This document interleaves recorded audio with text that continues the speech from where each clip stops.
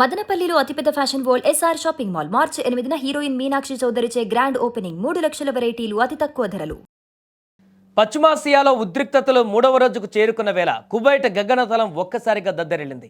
అమెరికాకు చెందిన ఒక అత్యంత శక్తివంతమైన యుద్ధ విమానం ఆకాశంలోనే మంటల్లో చిక్కుకుంది.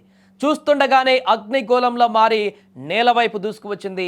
ఈ భయానక దృశ్యాలను ఇరాన్ మీడియా సంస్థలు సోషల్ మీడియాలో పోస్టు చేయడంతో ప్రపంచం ఒక్కసారిగా ఉలికిపడింది.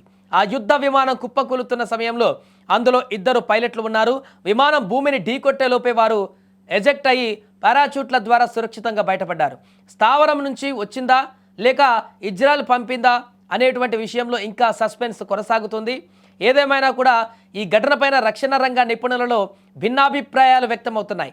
కొందరు ఇది అమెరికా గర్వకారణమైనటువంటి F-15 స్ట్రైక్ ఈగల్ అని చెబుతుంటే, మరికొందరు అది FY-18 హార్నెట్ కావచ్చని అంచనా వేస్తున్నారు. విశేషం ఏమిటంటే ఈ 2 రకాల విమానాలను తయారు చేసింది అమెరికా దిగ్గజ సంస్థ బోయింగ్ మాత్రమే. ఇవి అత్యంత ఆధునిక సాంకేతికత కలిగినవి కావడం గమనార్హం. ఈ ఘటనపైన కువైట్ రక్షణ శాఖ స్పందిస్తూ కీలక వ్యాఖ్యలు చేసింది. తమ దేశంలో కొన్ని యుఎస్ మిలిటరీ విమానాలు కూలిపోయాయని వెంటనే సహాయక చర్యలు చేపట్టి సిబ్బందిని రక్షించామని తెలిపింది.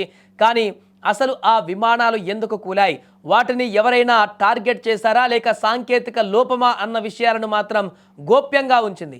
పశ్చిమాసియాలో పరిస్థితులు నిప్పుల కుంపటిలా మారిన ఈ తరుణంలో అమెరికా యుద్ధ విమానం కూలిపోవడం పెను సంచలనంగా మారింది. దీని వెనుక ఇరాన్ హస్తం ఉందా లేక మరేదైనా కుట్రకోణం ఉందా అనేది తెలియాల్సి ఉంది.